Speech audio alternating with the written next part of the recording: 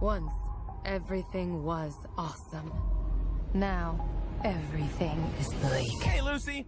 I brought you coffee! Coffee. The bitter liquid that provides the only semblance of pleasure left in these dark times. Oh my goshness, did I interrupt you brooding just... Oh no. Hurry! The door is slowly closing!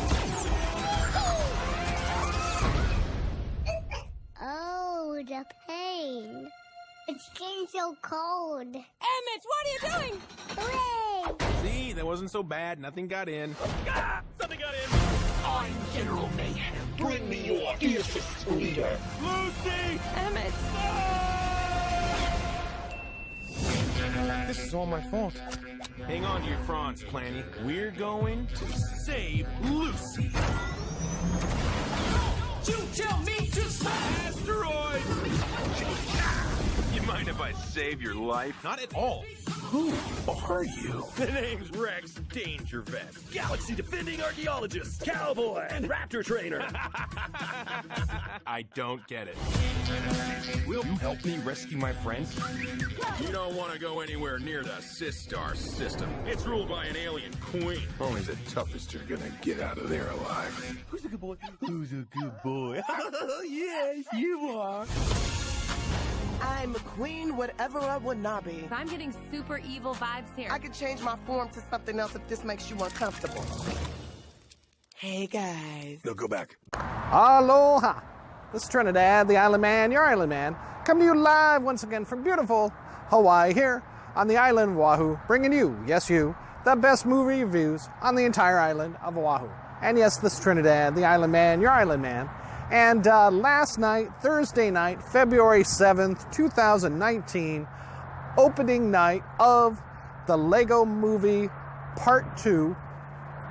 I went ahead and I saw it, and, well, remember our rating scale, shock a thumbs up. It's good to see, I recommend it. Shock a thumbs down, it's junk, I don't recommend it. And overall, for the LEGO Movie Part 2, it is a shock a thumbs up. Now, this movie stars Chris Pratt, Elizabeth Banks. They both return for the sequel, the much long-awaited sequel. And also, Will Arnett returns as Batman, Lego Batman, for this movie. And additionally, it stars Tiffany Haddish as well as the main villain. What's her name? Whatever I Want to Be or something like that is her name. Queen, whatever I want to be is her name. And, and she's, of course, made of Legos. And so because she can change her shape, she's whatever she wants to be. And she's the queen from Duplo, the planet Duplo, which all the Lego characters from Part 1 are fighting against. Remember, it is a shock a thumbs up. I believe this one is much more slanted towards children. There are some jokes in there that I think are, to wake up the parents. But unlike the first one, this misses some of the magic, the shininess, the luster that the very, very first one, Lego Movie, had with Chris Pratt and Elizabeth Banks. For most of the movie, these two characters are separated, and I feel that that is what really brought the two characters and the movie together was, they're building on each other's relationship and kind of forming this relationship from the first movie. In addition to all the comedy. But unfortunately, in this one, they're separated early, and that is most of the quest is that they have to find one another again, in addition to solving this evil invasion from these aliens from the sister system.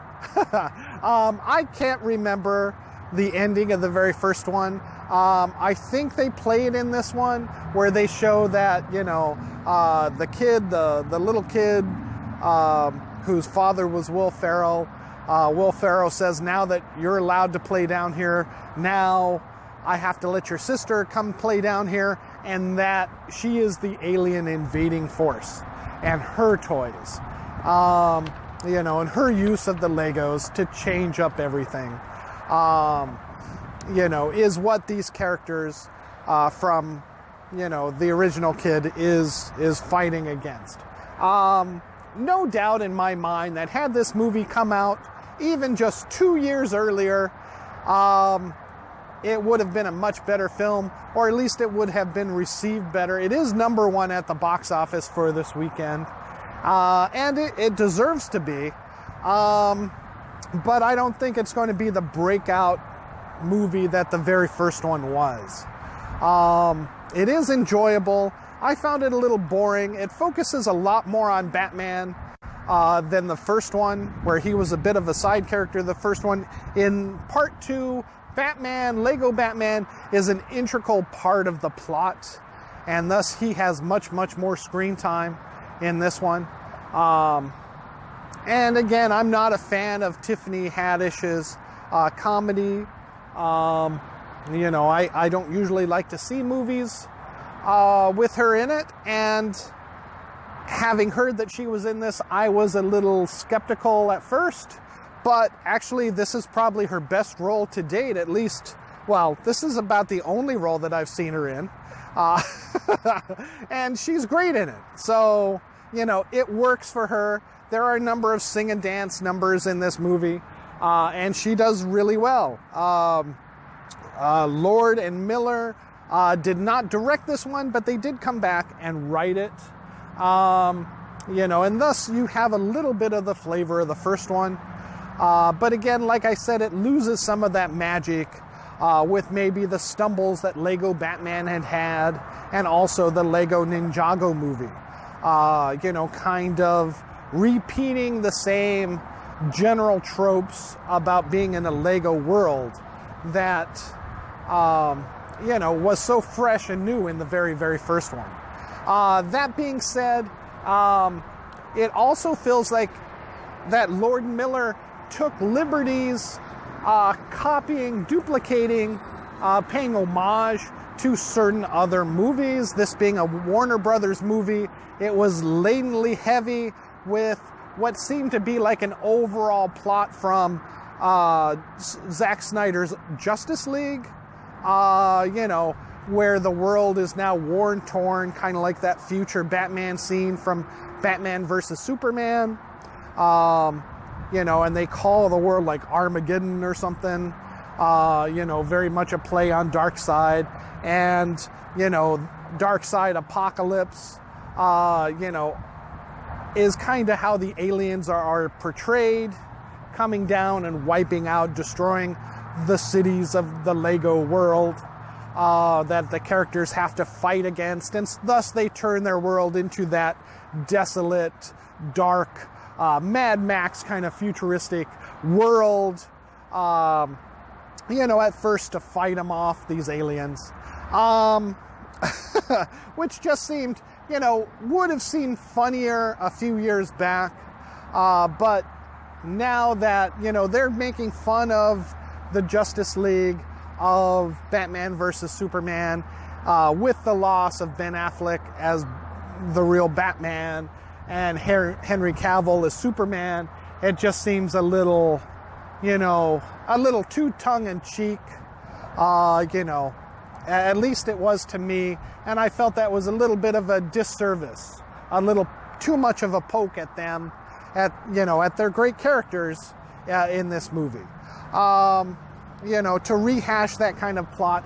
And then also you combine that with another plot from the Marvel movies, Guardians of the Galaxy Part 2, where Chris Pratt finds another being, another Lego character, another master builder, but also a master breaker, an older, chiseled individual, darkened by what he's had to face, you know, very much being the Chris Pratt-like character of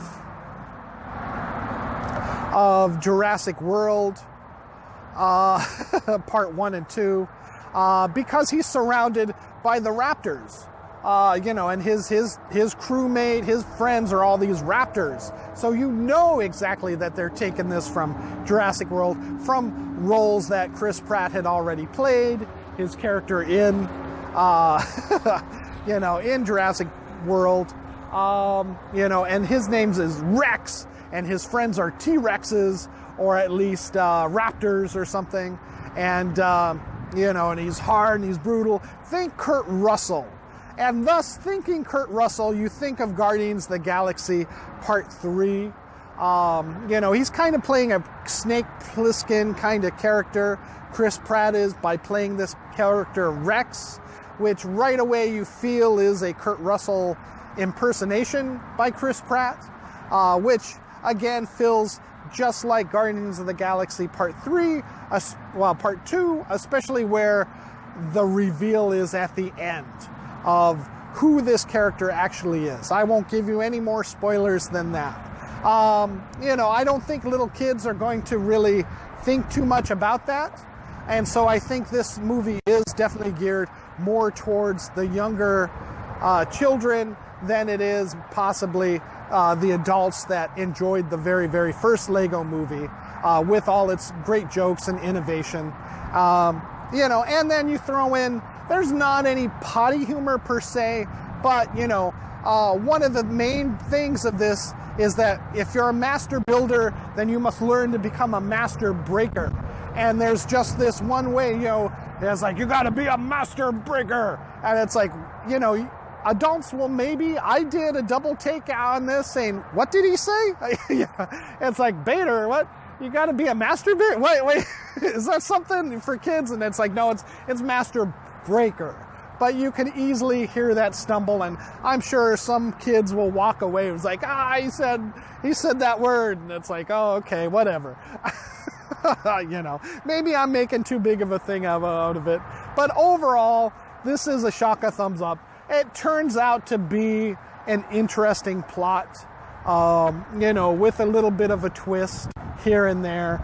But it just feels like it takes so long to get there.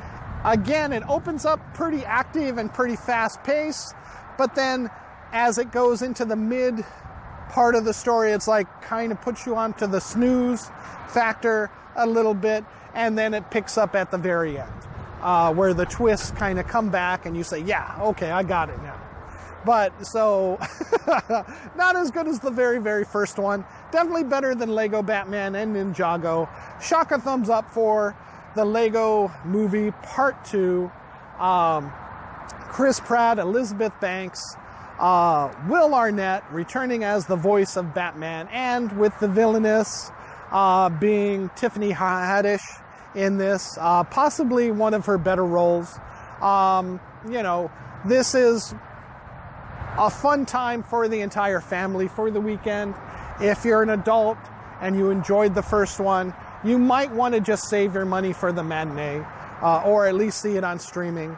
But if you have kids, definitely take it to see that, you know, for them to go see it, because they're going to enjoy it a little bit more than you will. All right, thank you so much. Again, this is Trinidad the Island Man, here in Hawaii, island of Oahu, for you, movie reviews. All right, thank you so much, and aloha.